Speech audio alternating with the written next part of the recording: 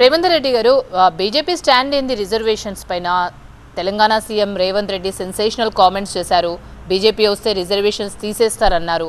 BRS కూడా reservations పై మాట్లాడుతుంది. మీరేమంటారు? నేను అనేది ఒకటే, నేను చాలా స్పష్టం చేయదలుచుకున్నా. భారతీయ జనతా పార్టీ ఉన్నంత వరకు ఈ యొక్క భారతీయ జనతా పార్టీ ప్రభుత్వం ఉన్నంత వరకు, భారతీయ జనతా పార్టీ అనేది మా పార్టీ ఉన్నంత వరకు కూడా మేము రిజర్వేషన్స్ను సంపూర్ణంగా అంగీకరిస్తున్నాం. ఈ దేశంలో వెనుకబడిన, సామాజికంగా ఆర్థికంగా వెనుకబడిన వాళ్ళకు, కులపరంగా వెనుకబడిన వాళ్ళకు, ఎవరైతే సమాజంలో ఇబ్బంది పడుతున్న వాళ్ళందరితో కలిసి రావాలంటే వాళ్ళందరికీ కూడా రిజర్వేషన్స్ ఉండాలనే దాని విషయంలో మాకు ఎలాంటి వేరే అభిప్రాయం లేదు. ఖచ్చితంగా రిజర్వేషన్స్ కొనసాగిస్తాం. ఎందుకంటే 10 సంవత్సరాల నుంచి వాళ్ళ భారతీయ జనతా పార్టీ రిజర్వేషన్స్ను పెంచే ప్రయత్నం చేస్తున్నది తప్పితే తగ్గే ప్రయత్నం చేయలేదు. ఈ స్వతంత్రం వచ్చిన కాంచి ఇప్పటివరకు ఎవరికైతే రిజర్వేషను అందలేదో అలాంటి వర్గాలందరికీ ఆర్థికమైన రిజర్వేషన్స్ పేరుతో 10% మిగతా వాళ్ళకు తగ్గకుండా ఇవ్వడం జరిగింది. అంటే మీరు ఆలోచన చేయండి. కాబట్టి అందులో కేవలం ఏదో అగ్రవర్ణాలే కాదు, ఎవరైతే ఇప్పటివరకు రిజర్వేషన్ పొందని వర్గాలు ఉన్నాయో వాళ్ళందరికీ కూడా ఆర్థికమైన దీంట్లో 10% అవకాశం వచ్చింది. అదేవిధంగా ఎవరైతే డాక్టర్ బిఆర్ అంబేద్కర్ని అసలు కాంగ్రెస్ పార్టీ ఎక్కడ గౌరవించిందండి?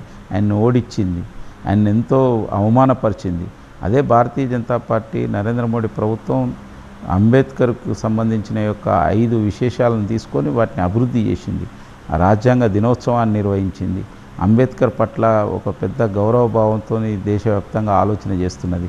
కాబట్టి భారతీయ జనతా పార్టీ అందరి సంక్షేమం కోసం, సమానత్వం కోసం, సమరసత కోసం ఆలోచిస్తుంది. కానీ ఎప్పుడు కూడా ఇది ఎందుకు ఇవాళ రేవంత్ రెడ్డి కానీ మిగతా ఎటువంటి ప్రచారం చేస్తున్నారంటే దానికి ఒకటి స్పష్టం.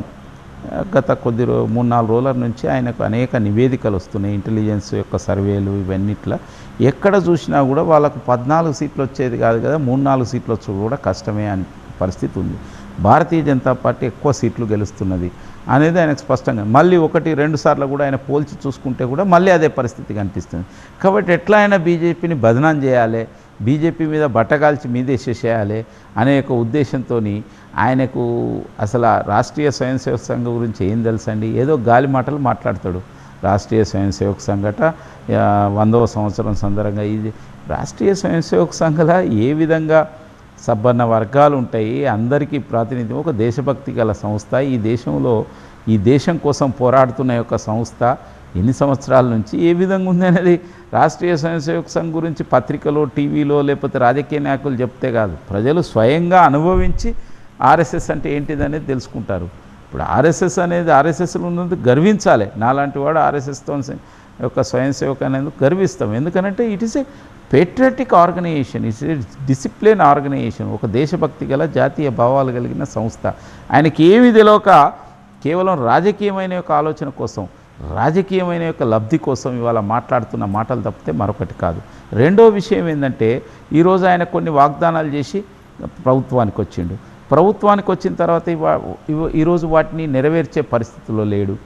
రైతులకు 2 లక్షల రుణమాఫీ ఇంతవరకు చేసే పరిస్థితుల్లో లేడు. మరి ఏదైతే ధాన్యానికి క్వింటల్కి 500 రూపాయలు బోనస్ అన్నాడు, అది చేసే పరిస్థితి. మహిళలకు 2500 రూపాయలు అకౌంట్లు వేస్తా అన్నాడు, అది వేసే పరిస్థితిలో లేదు. అదేవిధంగా రైతు కూలీలకు 12,000 అకౌంట్లు వేస్తా అన్నాడు, అది వేసే పరిస్థితి లేదు. రైతులకు 15,000 రైతు భరోసా అన్నాడు, వేసేవే. వృద్ధులకు మరి 4,000 రూపాయల పెన్షన్ అన్నాడు, చేసే పరిస్థితిలో లేడు. నిరుద్యోగులకు భృతి అన్నాడు, చేసే పరిస్థితిలో లేడు. కాబట్టి దీని నుంచి డైవర్ట్ చేయడం కోసం నేను బీజేపీ మీద అభండం వేసి ఒక భయానకమైన వాతావరణం ఎస్సీ, ఎస్టీ, ఓబీసీల్లో సృష్టించి బీజేపీ వస్తే రిజర్వేషన్స్ రద్దు చేస్తాను. మీకు 420 వచ్చినప్పుడు మీరు ఇదే పని చేసిందా? 400 సీట్ల పైగా భారతీయ జనతా పార్టీ ఎన్డీఏ గెలవాలని నరేంద్ర మోడీ గారు పిలుపునిచ్చి చేస్తే బీజేపీ 400 సీట్లు అడుగుతుంది కాబట్టి రిజర్వేషన్ అంటే, మరి మీకు వచ్చినాయి 420, మీరేం చేసిండ్రు? అప్పుడు దేశాన్ని అమ్మేసిండ్లా?